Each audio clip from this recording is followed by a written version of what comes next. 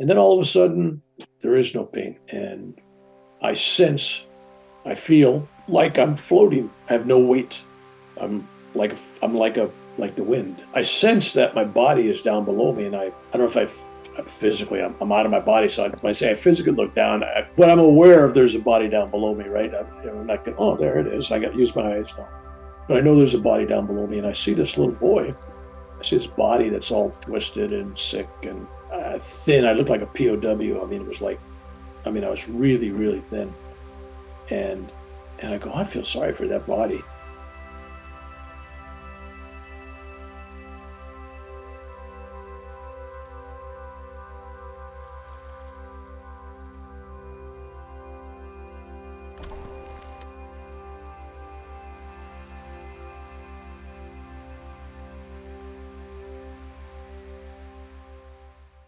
Welcome in. I'm Kimberly. I'm so glad you stopped by today. I have the most fascinating guest. I can't wait to start the discussion with this wonderful gentleman. If you're enjoying this content, make sure that you hit that subscribe button and click the notification bell so you don't miss any of our upcoming videos. And if you want to keep abreast of what's going on around the planet, but you feel a little overwhelmed, you might want to sign up for our Friday morning email newsletter. The link is in the description box down below. We try to send out a Friday morning email newsletter that contains all the stuff that we think is important for us to keep abreast of around the planet. It's super easy to sign up. You just click the link down below. It's very free, very informative. I think you're going to love it. In today's toxic world, taking care of our health is more important than ever. One of the natural solutions I've integrated into my routine is the benefit of mushrooms. And the go-to place for me is Birch Boys. They are without a doubt one of the greatest resources for mushroom products on the planet. Made in the USA, sustainably sourced, and run by an absolute wonderful entrepreneur, Birch Boys has become my go-to for natural health solutions. While they have a wide variety of mushroom products, the two that I use every day are right here. First, I use the ChagaNOW, which is a wonderful mixture that I put a tiny little scoop in my morning coffee to support my immune system. Chaga is one of the most effective immune support compounds on the planet, and this is a super way to get it into your daily diet in an easy to use formula and very, very effective for immune system support. And if you're looking for clear thinking, I can tell you, you'll be surprised at the effects of Lion's Mane. I use this Lion's Mane tincture 1 teaspoon every single morning, and the difference in the clarity of my thinking is extraordinary. I was actually really, really surprised. Birch Boys has a whole lineup of mushroom tinctures. Make sure you check them out when you're on the website, but I'll tell you what, these are my two favorite, and I use them every single day. They are absolutely a quality company built on integrity. Go to birchboys.com and use the code NEWEARTH for 20% off your entire order. Birch Boys mushroom products, I think you're going to love it. And with that, I am so excited to welcome in Reverend Bill McDonald. Bill, how are you today? Well, thank you. We were just discussing earlier, you know what? Every day is a good day. And at my age, going on 8 decades here, any day you get up and you're still upright and you wake up alive, not dead. Waking up dead is a whole different experience, but waking up alive is always a good thing. So yeah, waking up dead is interesting, and sometimes you don't know you're dead. Yeah, especially that. Yeah. Yeah. So you have so much to tell us, and we are splitting this into part 1 and part 2 because Bill's story is so fascinating and it's so in depth that I want to make sure that we really walk through it because he's doing some really interesting work on the planet. He's very humble about it and very Irish about it, both at the same time. So Bill, why don't you kind of lead us back to when you were younger? Apparently you came in with some of your skills and abilities intact. And then of course you had your first near-death experience as a young man. So let us know how that worked out for you. Well, like a lot of people, I was born young and I was so overwhelmed with being born. I didn't speak for a year. I mean, I was just like speechless. Last time in my life I was ever speechless. Anyway, no, I actually had an interesting birth, since you want to get down some details here. My mother's already had a couple of kids. She goes into the San Francisco, the hospital. She goes, I'm getting ready to give birth. I know it. And they go, no. we got to give you an enema first, and then we know what we're doing here. And of course, during the enema process, I came forth and was born into a steel bedpan with a mouthful of crap. And for an Irishman like me, that's like, hey, it's normal. It continues to this day, and we're still functioning. But anyway, so yes, I came into life. I cannot remember when consciously I was not meditating, doing something. I used to, as a small child, toddler, and everything, and I don't know how far, if it's infants or what, but I'd make up my own stuff, which is really interesting because I was making up things, and I thought, boom, boom, boom. And then when I went to India in 2004, and I was up in the Himalayan mountains and met this Tibetan monk. Didn't speak English. I didn't speak Tibetan. And we spent 3 days together, and I learned the most I've ever learned from one man in my entire life with no words. And he showed me this technique of breathing through your navel, up your spine, and all this stuff. And I'm going, wait a minute, I made this up when I was 3 years old. How could this be a technique? I mean, it was like, so a lot of techniques I relearned and realized I wasn't making anything up at all. These were actually. Yeah, you came in with them. Yeah. Yeah. So there's a part of the story gets going. First off, my little sister, who just 2 years ago, over 2 years ago, she passed away. And she and I were kind of tuned. Like we played little games like we'd lay down. I don't know if you've ever done that. You lay down on a hill and you watch the clouds, and you have a contest. You try to dissolve this cloud before she dissolves hers, or you try to move them and switch places, or move them. Who can move them the quickest, the farthest, any direction you wanted to go. And at the time, I thought, well, every child must move clouds and dissolve them, right? Apparently not. It's like I'd get blank stares when I mentioned that before, and people go, "What?" And then we would get a deck of cards, 52 cards, playing cards, and we'd have this contest where one be the receiver, woman be the sender, and I'd have this deck of cards in front of me, right? And then in my mind, I'm thinking, five of diamonds. Well, if you said five of hearts, well, you're wrong. That doesn't count. Or, whatever. It had to be exactly the suit and the numerical number, or, face card. And so we would play that, and she'd get, 25, 30 right, which is, pretty good, people tell me.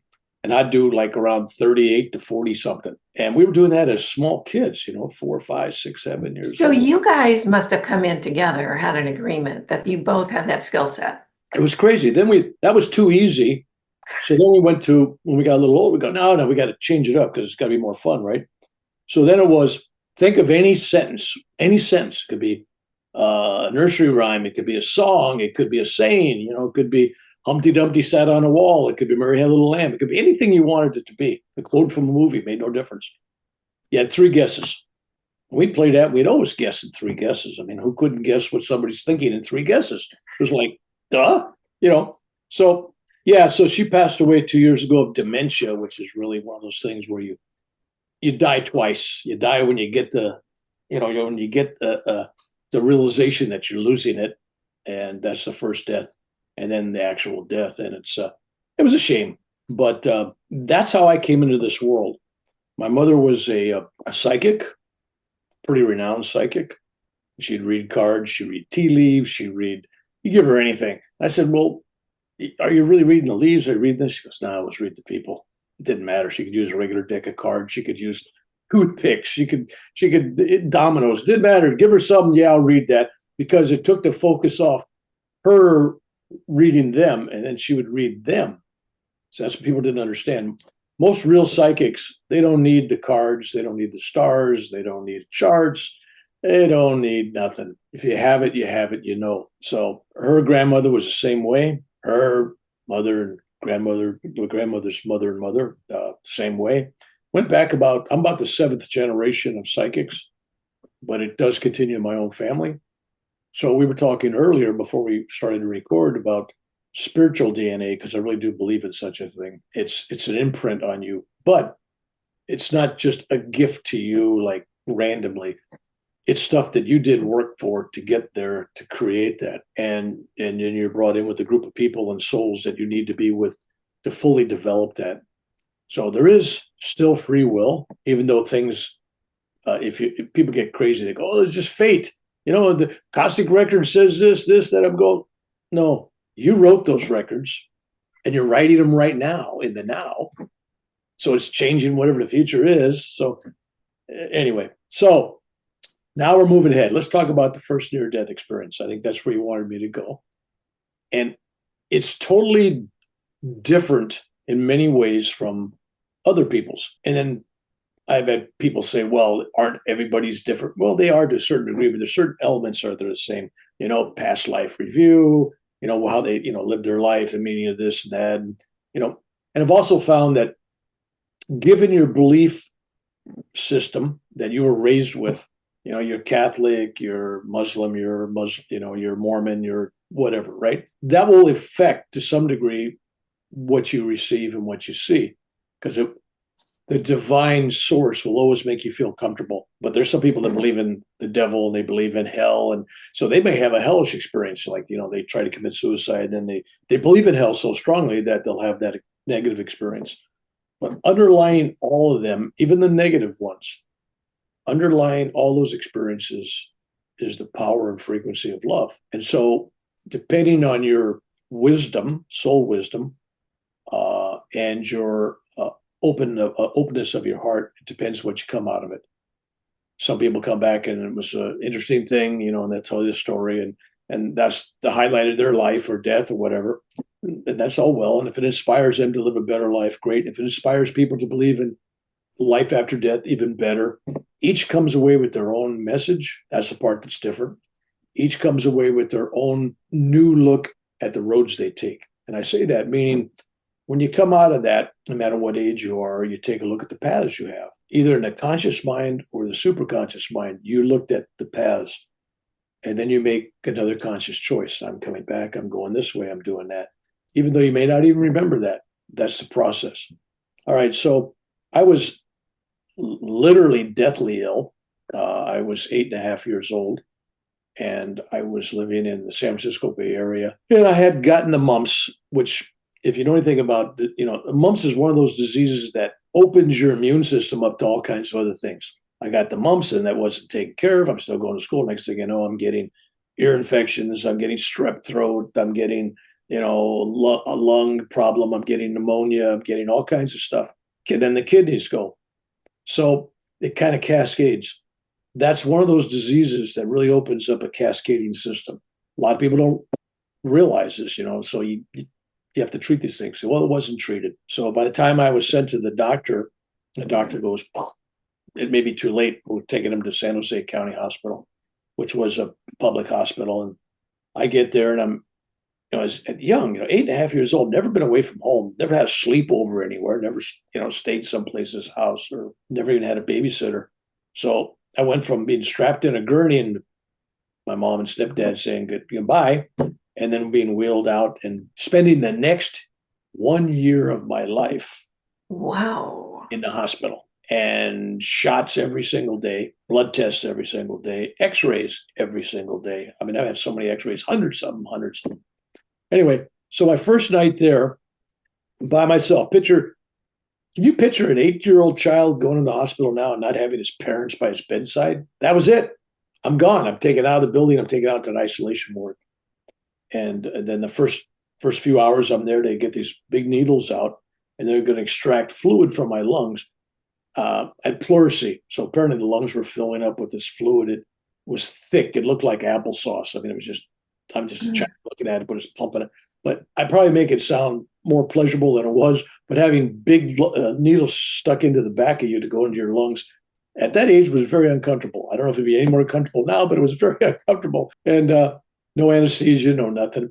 So they were pumping my lungs out, and I'm not getting a lot of love or a lot of like, yeah, this is working. I wasn't getting any positive feed. So they finished with me, and they just said, get into bed. And I get into bed, and they turn the lights off, and I'm left alone.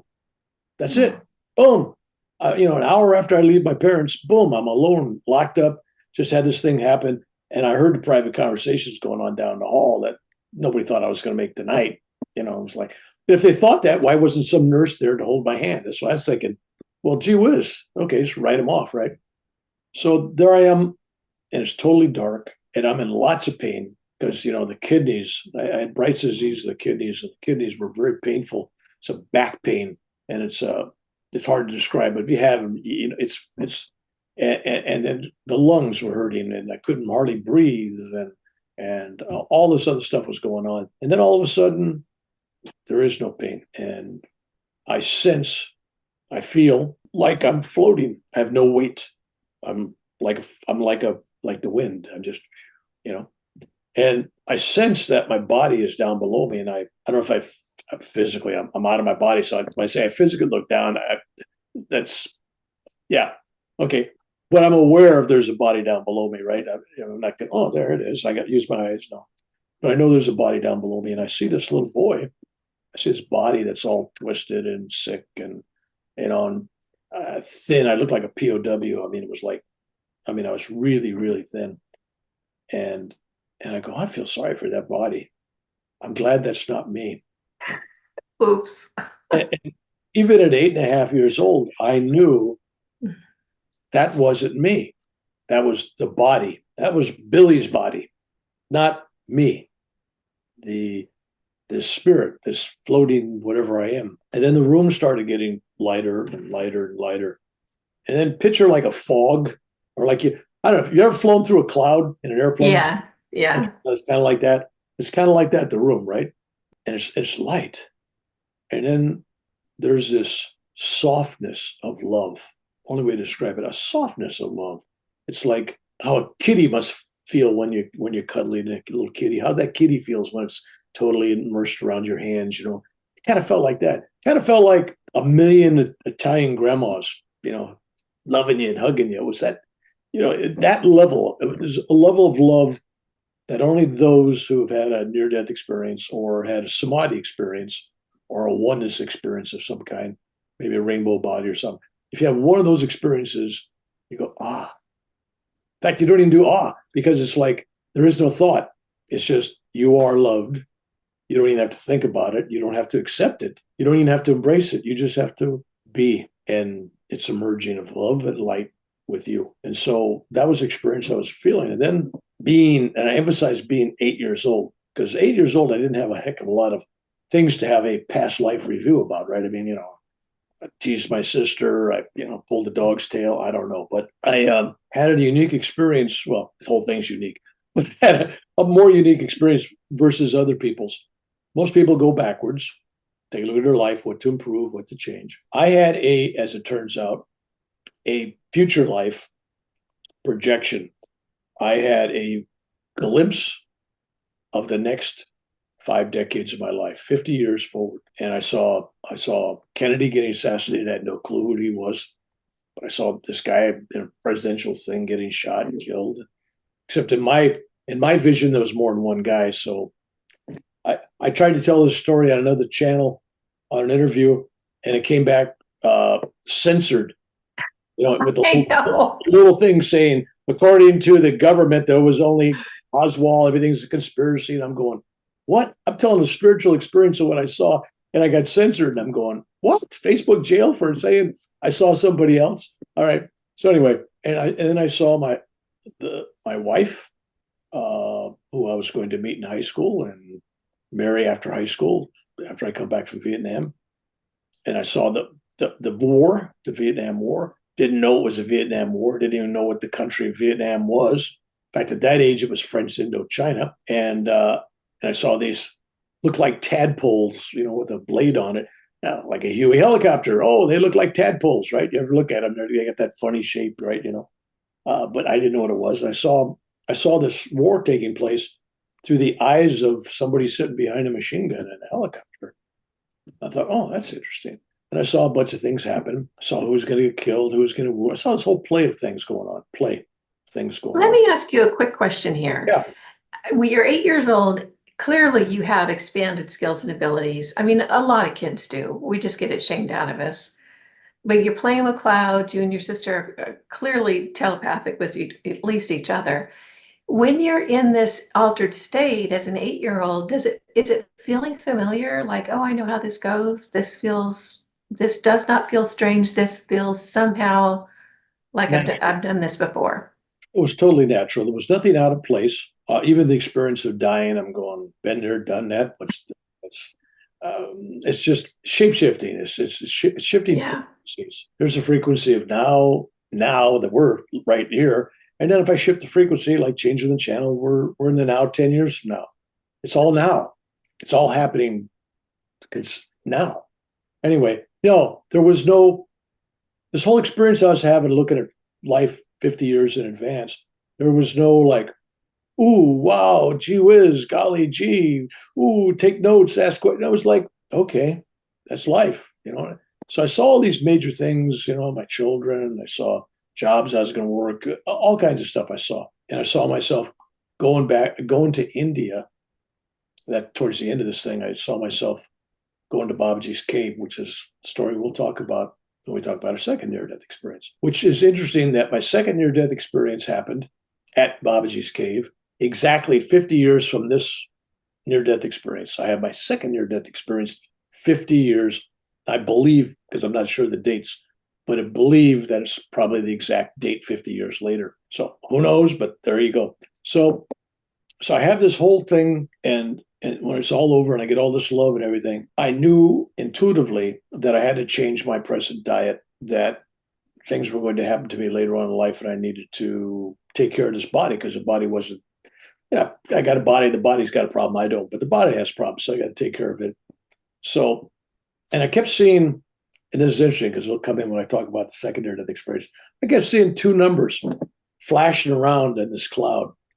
2, 9, and then the 2 would flip over and look like a 5, you know, so it's 29, 59. I first told the people, a couple of astrologers go, oh, that's Saturn coming in and going out, you know, you have a spiritual kind of a transition, you know, and you go from 29 to 59, whenever Saturn comes, I'm going, well, okay, yeah, maybe. But it turns out it's a whole different thing. So when I come back out of that, and oh, spoiler alert, I did come back. This is not a You ghost. made it. Oh You my didn't. gosh, I was on pins and needles. Yeah. You're not channeling me now. So this is me. Take a look at me now. Anyway, I know. I ended up spending 1 year in the hospital. I thought I missed the third grade. I had Thanksgiving, Christmas there, my birthday there, Easter Oh, there, all these holidays. I had visitors come on Sunday, usually. My stepdad, my mom, and maybe one sister for about 10 minutes. And sisters had to be outside the window and they would peek in because they wouldn't let kids in to visit somebody in the hospital. So it was no fun for them to visit. And then they left. I didn't get Christmas toys brought to me. I didn't have a radio to listen to. I didn't have a cell phone, no smartphone, no dumb phone. I had no phones, no television, no games, no coloring books, no magazines, no books. And a lot of so times, what were you doing? Were you astral traveling? Were you? It's that's, like a, that's the key. I suspect you were up to something. All right. Now, a lot of people at this stage would say, oh, poor Billy. Billy boy, he's all alone. And, you know, and I'm going, it was probably the greatest gift I ever got. Because to me, it was like being a child monk. It was like I was in my own ashram. I was in my own monastery. I didn't have to be anywhere, anytime, any place. I didn't have any conversations really. Adults would come in and feed me and give me my shots and meds, and I wouldn't see anybody the whole day. That's it. Just boom, boom, and mealtime. That was it. Seriously, a lot of alone time. So instead of being like prisoners in solitaire, because you could take a guy and put him in solitaire in prison, either one or two things going to happen. They're going to go nuts. The majority of them go nuts. They can't handle that all time alone, or they have metaphysical experiences and they dive deep because there's nothing to get their mind occupied. So at that age, I learned I didn't need any entertainment. I can show up and like, you know, if I got an appointment someplace, I could be hours early. I could sit there. Flights could be canceled. You know, I could sit hours in an airport. Doesn't bother me. Wherever I'm probably the most adapted person to waiting that you could ever find. It's learned in that environment where I said, what can I do? I can go within. My mind is a playground. I visualized my future. I visualized going to Babaji's cave. I had read about Babaji's cave, or was read to me by my mother, Probably both, because that's a hard book to read at 8.5 years old. The Autobiography of Yogi. If you haven't read it, read it. It's pretty heavy stuff to read. But I remember the whole story about Babaji's cave, and I thought, I'm going there. I'm going there. And I kind of saw in that dream that I'm kind of going to a place that kind of looked like what they were talking about, right? So that was my goal. But I sat around and I did these made up meditations, which we talked about earlier, or maybe we didn't before we went on the recording, where I made up all these meditation techniques. Stupid things like pushing your eyelids, and pushing your eyes so your eye would focus here. And all of a sudden, you see like a kaleidoscope of colors and stuff, and you go, "Oh, that's kind of cool." If I plug my ears, I get no sound, and if I plug my ears and nose and push my eyes, and then I just start focusing on my breath. I'm doing stupid stuff like that, which actually is a part of a lot of different techniques people use now. And then I remember my mother was taking lessons from Self-Realization Fellowship. That's the organization that Paramahansa Yogananda. Anyway, I'm trying to point a finger. Whoop, there we go. There. Paramahansa Yogananda was established in the West, in America, most particular in Los Angeles. And he came in 1920, and he knew that Americans, they needed to do these, what he called recharging exercises, to help change your frequency so you could meditate better. All right. So I remember those because it's about visualizing energy and light coming in through your crown chakra. And back then I just said to the top of my head, and it's going in. And I'm thinking, well, that's a lot of work just to get energy to meditate. I said, there must be another use for that, because you're bringing in energy from the cosmos, from the source, from everything, right? And you're bringing this energy into your body. It could be used for something. You're charging your batteries. That's how I was thinking at that age. I'm charging my batteries. What can I do with this? And I'd tighten up in the bed, like dynamic tension, and just visualize the energy and stuff. Anyway, I had a chronic was it chronic disease? It's not going to go. It wasn't going to go away. Whatever the word is for that. Is it chronic? Anyway, and so there was another kid in the hospital, the same thing I had, and he was still being treated a long, long time after I left. Anyway, so I developed something I thought would heal, and I was doing those things, which helped my healing as well. When I got out of the hospital, about a week or two later, our pet dog was not a miniature, but not a toy. It was a miniature poodle, not the smallest one, but the next size. Anyway, he was running outside in front of our house in Sunnyvale, California, and got hit by a car going about 45 miles an hour, and it was like on the grill, and he falls down, and he got blood coming out of his tears. Ducks got blood coming out of his nostrils. He's got blood coming out of the corner of his mouth. His tongue is, hanging out the side. He's got blood coming out of the ears. And he's kind of flat. And this old guy, but I say old guy, I just got out of the hospital, so I was 9.5, right? To me, the old guy, he could have been 30. He must have been 20.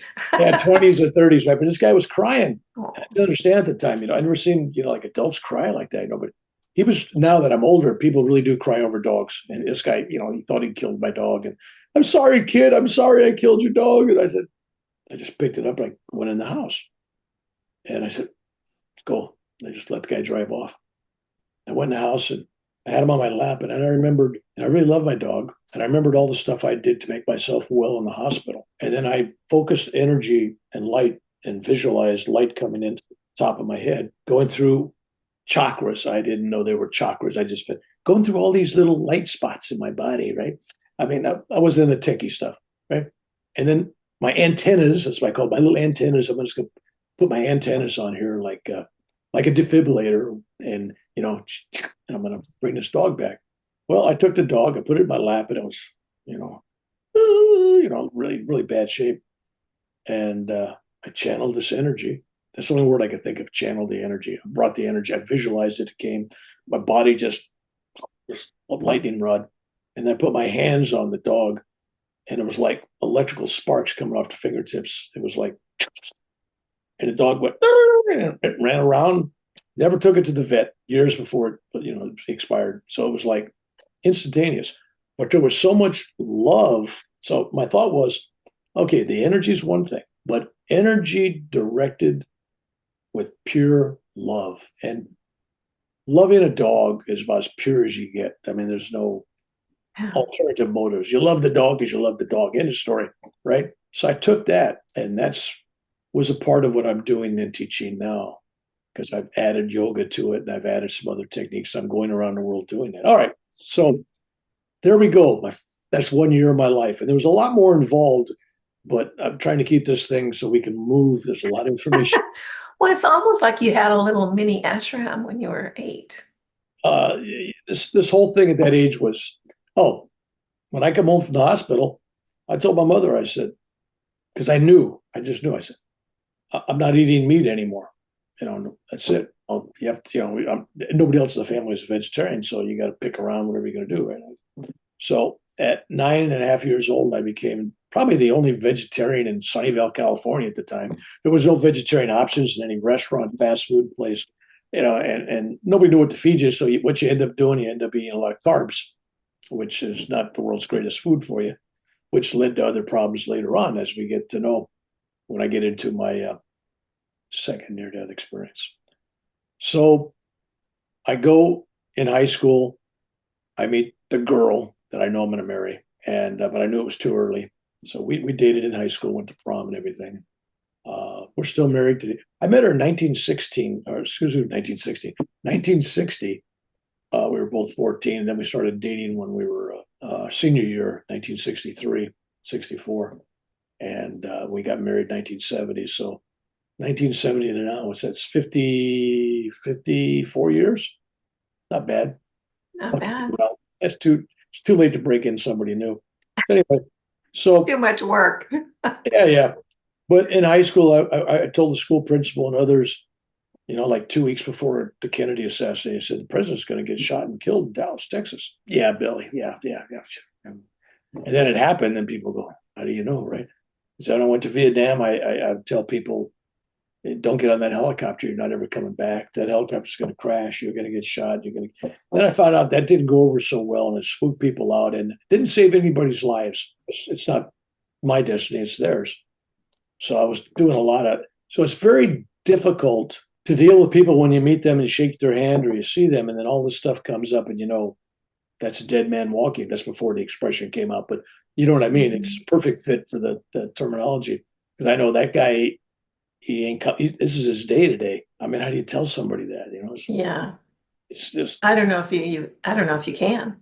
no, I tried and I failed and and then I felt responsible. I said, how come I know these things and I can't help them, right? So that's another whole story. We can talk about Vietnam. That was just all kinds of spiritual encounters. Believe it or not, a lot of spiritual things happen in Vietnam. Life or death is so close that a lot of things opens a lot of portals, a lot of doors. All right, so suffice to say, I ended up marrying this woman who I call my wife.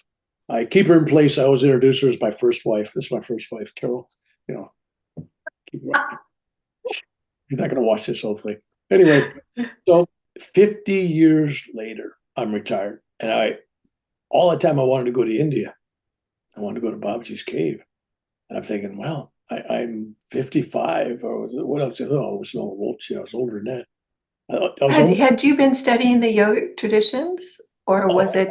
Yeah, I'm heavy into all that stuff, and meditation, yoga teacher, of meditation, all that stuff. But bottom line was, 50 years later, I was 8.5. Now I'm 58.5, going on 59. I go to India for my first trip. It took me all that time to get to India. I mean, I had married, kids, job, college, all that stuff, right? Paying mortgage. So I was able to finally go, and I end up going to this ashram in the Himalayas where these people were the caretakers of that cave. And I got there, and the guy there, the Swami, goes, well, you can't go there because we're closing down here in a day or two. We're all going to some convocation for the whole organization, hundreds of miles away. And I go, no, I got to go. I got to go tomorrow. I don't know if I'm coming back here or not. I mean, I know I'm here now, and I got to go. And the guy goes, well, I got no guides to take you, nobody to show you how to get there. And he says, and nobody finds it on their own. I said, so I woke up the next day, and he says, okay, I'm going to give you instructions if you think you can find it. And he gets out a piece of paper, and he just chicken scratches a bunch of stuff on it. He says, you go down the road here.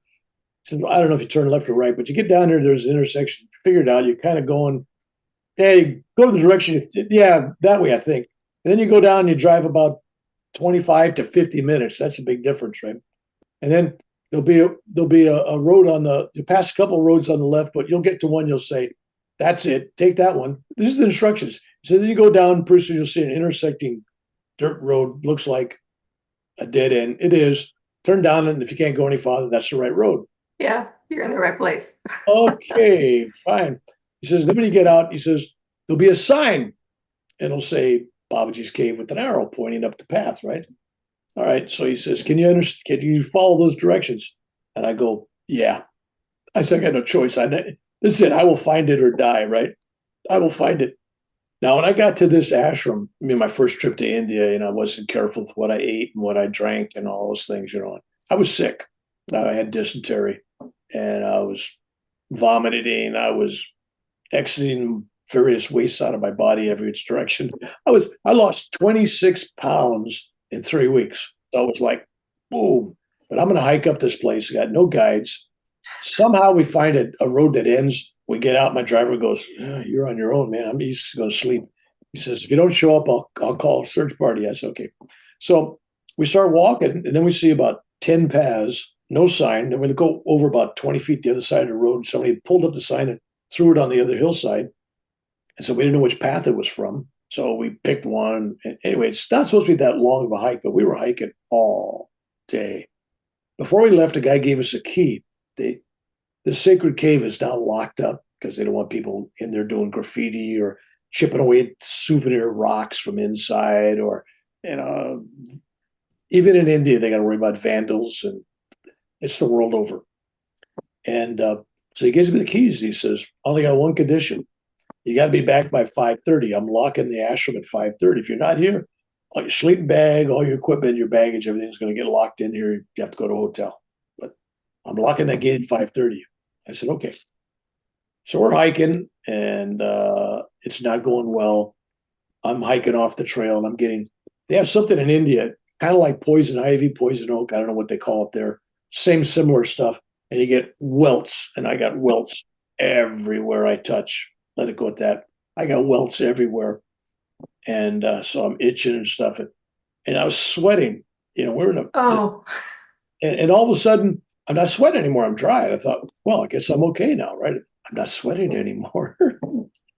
Didn't bring anything to drink, nothing. I'm getting dizzy. My chest is pounding. Boom, boom. Had bad heart. I mean, I already had a heart attack several times before this, so it wasn't unexpected. So finally, for something, my buddy's following me. We finally get to the top of this thing, and we see this temple, and we unlock the gate to it. We go in, and they got this modern Babaji. It's like wood. It's more like a chapel than a temple, and it's got a big picture of Babaji inside, this great avatar that we talked about in the autobiography. And I get there, and I'm just laying on the floor there, and go, I'm just can hardly move. So I rest for about a half hour. Then there's about 100 yards left to go uphill to the cave. So we finally rested, meditated a little bit. Then we went up to the top, took the key and unlocked. There's like a jail door, iron bars. We open it up, we go inside. We got the place to ourselves. There's a blanket inside. And for those that haven't been to Babaji's Cave, there's an atmosphere in there that's beyond sacred. It's when you walk inside, you can feel the energy in the cave, from the floor to the ceiling to the walls. It's there. It's a powerful place if you're receptive. I'm sure there's people walk in there and go, yeah, okay, fine. Everything's about being able to tune in the frequency. Now, when I was traveling around India, I didn't know if I was ever coming back, but I thought there was a lot of people in my life that I wanted to be blessed by this great saint, this sage, this avatar, Babaji.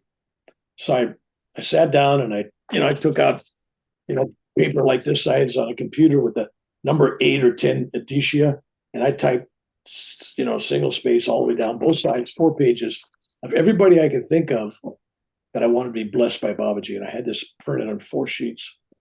I mean, family, of course, friends, neighbors, of course, relatives, of course. But I had enemies, bad bosses, good bosses, people in the army, people I didn't know their names, but I remember him in combat, some guy looking at me, and, and even if he was the enemy, I wanted him prayed for. And, a guy looking at me and he's shooting at me. I remember that. He's down there in the list. All are on that list. I mean, hitchhiker I picked up in 1990. That's all I had written on there. I figured God knows who I'm talking about. Right. I need a Yeah. freaking name, right? What name? What name? Come on. And so I had all these people in there. I get in the cave and I bring it out and I kind of mentally read it. My friends with me and everything, and then I take it and I put it back in my pocket. I carried that to all these sacred places in India. I took it to 4 different sacred spots on the Ganges, and then I finally took it out at sunrise on the Ganges. And just as the sun was coming up, I took it out. I mentally read it. I held the papers out, took a match to it, burned it till it was just down to the little corner of my finger, and I let all the ashes go. And that's how I disposed of the list. But all those people, I asked Babaji to bless. And so anybody that knew me, associated with me, worked with me, been in the army with me, they're all on there, living and dead.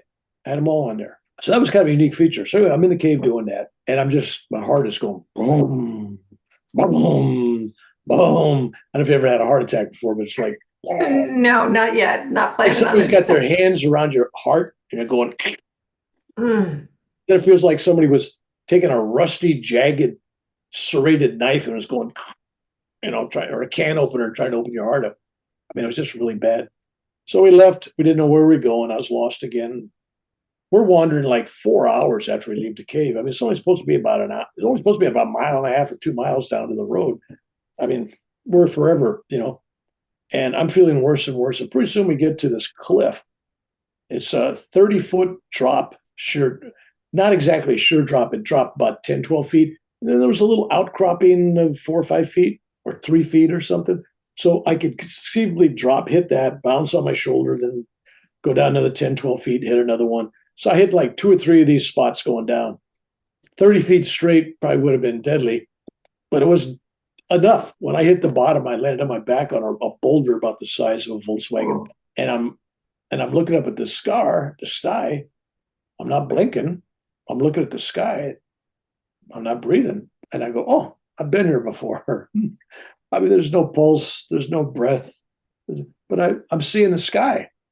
It was like on the cartoon, The Simpsons, the sky opens up the clouds. It was kind of like that, And so I'm laying there looking up and thinking, and I'm kind of floating up. And again, did I look down or did I sense? I don't know, but my body was laying below. And again, I'm going, this is, and what's funny about this, the best I can figure out is exactly 50 years from the first near-death experience I had, 50 years to the date. With the time zone difference and everything else, I'm not sure. Could have been the same hour, because it was daytime there and mine happened at nighttime and there's, differences in the clock. I have no clue. But it was like 50 years to the day. And I'm sensing my body below, and I'm looking at it thinking, that poor body, I'm glad I'm not that. And it's just sitting there, ever see a body fall and it's kind of twisted, and laying there looking up, and I'm level looking at the cliff where my buddy's looking down at my body. Hey, he's doing all these things up there, and he's up at the cliff and I'm down there, right? And I'm going, hey, I'm here. And then I realized that he ain't going to see me. And then all of a sudden I sense something. I looked. When I say look down, my focus is down there. Whether you actually look in that state or not, I don't know. You're aware of everything. And I'm aware that there's a large cobra crawling on my feet, across my ankles, legs, calves, shoes. Actually, I had sandals on, so it was barefoot, that going across there. And I get so excited because I love snakes. I mean, I love snakes. I don't know why, but I love snakes. And this cobra, I felt the greatest love for this cobra. So great. It was overwhelmingly all about love. And I was just watching it filled with love. And all of a sudden it was like, clear. It was like paramedics had just arrived, right? Like the snake was acting like a paramedic, like clicked like defibrillators on my heart. I just jump up. My friend, he's yelling up the top of the cliff. Hey, I don't even pay attention to him. I jump up and then I start to grab this snake. It came in from this grass and it was slithering across me. And then I was trying to grab it. Now picture this. I got my hands like this around some part of its body and it keeps sliding through. I can't get my fingers to touch like this. So my fingers are like this. Because the snake is It's bigger than that. Yeah. And this is a wild cobra and I'm trying to grab it, to hold it, to cuddle it. Oh. And I'm chasing it, remember again, I just got sandals on, right? and I'm chasing it through grass that's about 2 feet tall, and I'm trying to grab this thing. I have no idea where the head's at. Now, the first time I told this story, I think I said it was like 6, 7 feet. And then my wife reminds me, I said, last time you told that story, you said it was like 15 feet, a giant cobra. Well, I have no idea how big it was, but every time I tell the story, being an Irishman, it grows. This snake just keeps growing in size. But honestly, if you have a cobra crawling across your feet, it's big. You can make it whatever length you want if it's So if crawling. it's 6, 7, 8 feet, who cares? If it's 15 feet, who knows? All I know is I couldn't see its head and I couldn't see its tail at any point. So it was like, whoa. So I chase it, and I follow this little creek, and all of a sudden it comes to a little tiny trickle of a waterfall. It's about 10, 12 feet tall, and it's coming down. There's a little cove behind the waterfall, if you can call it waterfall. It was, this cup, it would take 5 seconds to fill the cup up in the waterfall. I mean, it was like slow trickle, so the snake crawled behind it, curled up, and then with that head and hood, and I'm looking at it, and we're about 4 feet away, four, maybe 5 feet away. I'm just standing there looking at it and mesmerized with the love coming from this snake. It was beautiful. So finally, make a long story short, we finally decide, my friend takes over. He says, "You're crazy. I'm not following you anymore." So we follow the water, all water goes down. So we follow the water down. There's got to be a house or farm or something. And there was. And then we hired some local kids to help us find our vehicle because they said they could. Because the whole little people living around the villages and stuff there, they all knew these crazy Americans were going up this place. And they watched us all day long, apparently wandering around, wondering if we were crazy. So they got our money. They knew exactly where they wanted to take us. And they took us to the car. We get back, pull up to the gate. Just as the guy's closing the gate, it's 5:30. And I go, "Oh, no, I'm here." He says, "Did you make it to the cave?" And then I told him the whole story about falling down, the bruises, my shirt's all torn up, it's dirty. I got lumps all over from this poison ivy stuff. I mean, I died, everything, dehydrated. All in all, a great day. Yeah, all in all, it's a beautiful day. And it's the sun is going down. It's chilled. Because even at 5:30, those Himalayan mountain peaks, the sun behind it, the mountain was big shadow ups.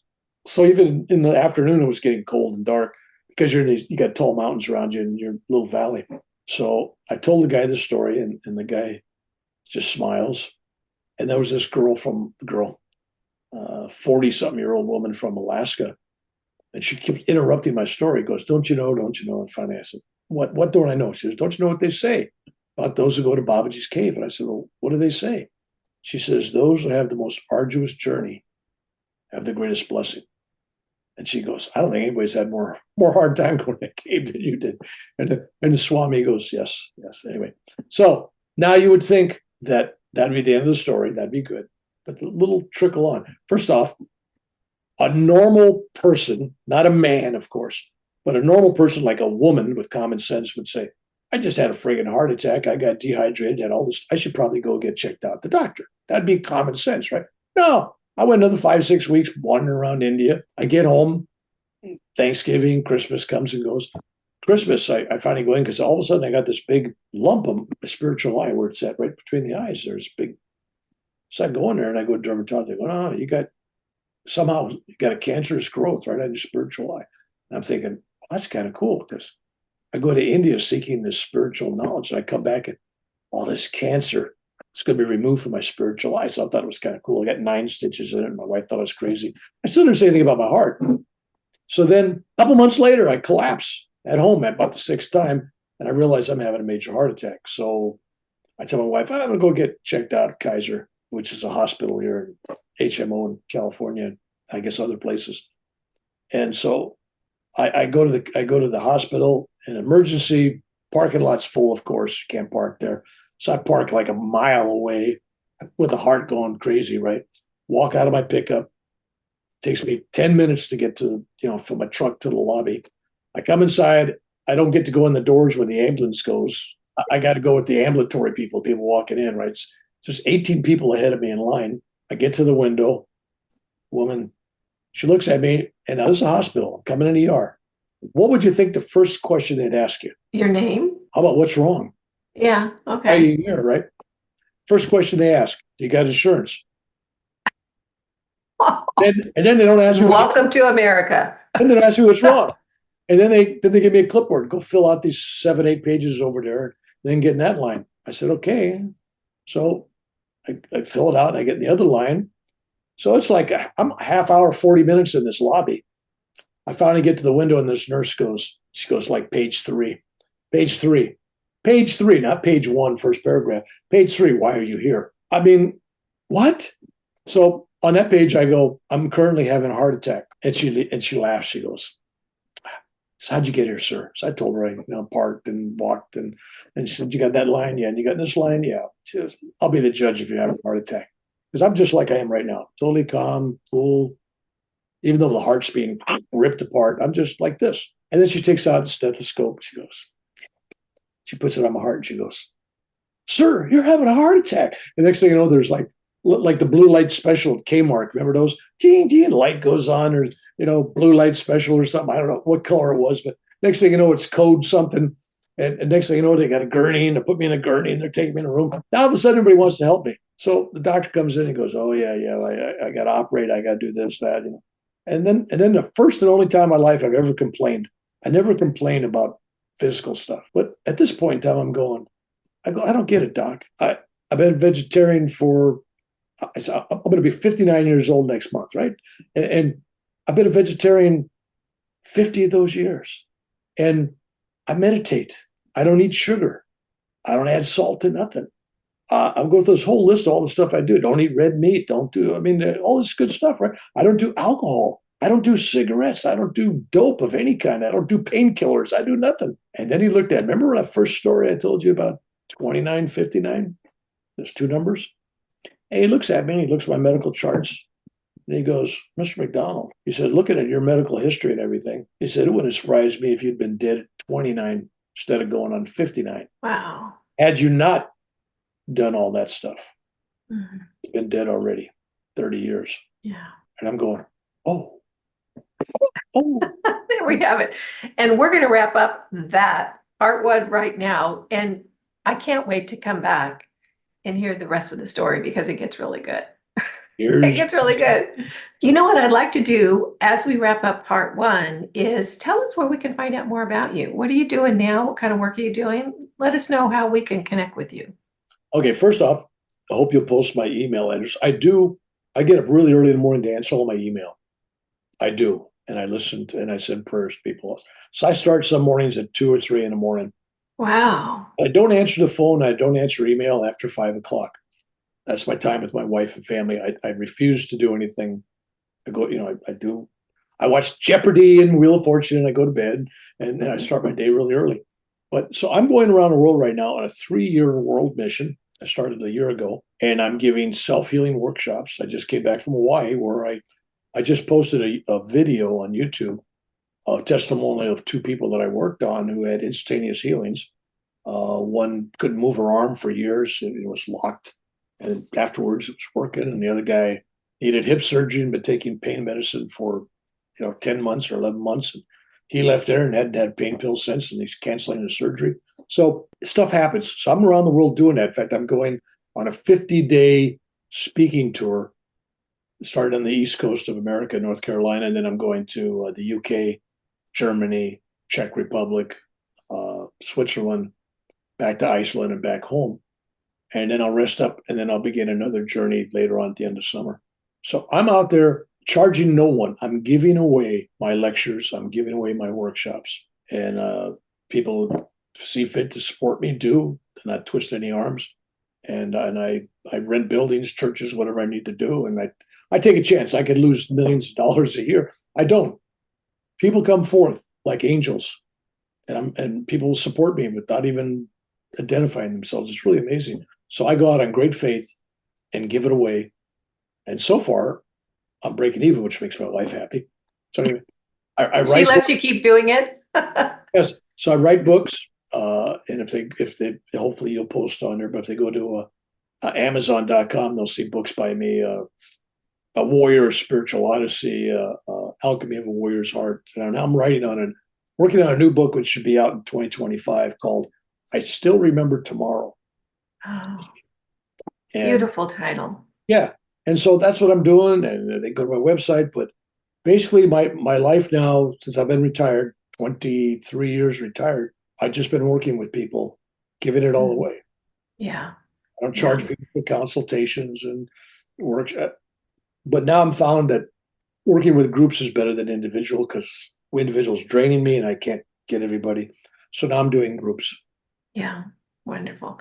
I can hardly wait for part two. Really. I love your story. And I want to talk when you come back again. I want to talk about how interesting it is that you clearly had a background more in the yogic traditions and then made the decision to incarnate as, a Uh, white guy in America. you're opening up a big subject matter, and we can deal Well, with my and third experience, my naughty palm leaf reading experience, and my rainbow bot experience. That would yeah, and I want to hear all of it in detail because it's so fascinating. We're going to have all of Reverend Bill's information listed in the description box down below, his website, his YouTube channel, his books. You'll have everything down below. And make sure you come back for part two, because I'll tell you what, as exciting as part one is, part two is going to be even more so, and I'm going to have a lot of questions. So thank you, everyone, for joining us. Bill, thank you so much for your time today, and I can't wait to continue the conversation. God bless. God bless. Bye now, everyone. I hope you enjoyed this video. Coming up next, this is a good one, or you might really like this one too. Either one of them could be perfect for you. Before you leave, don't forget to subscribe.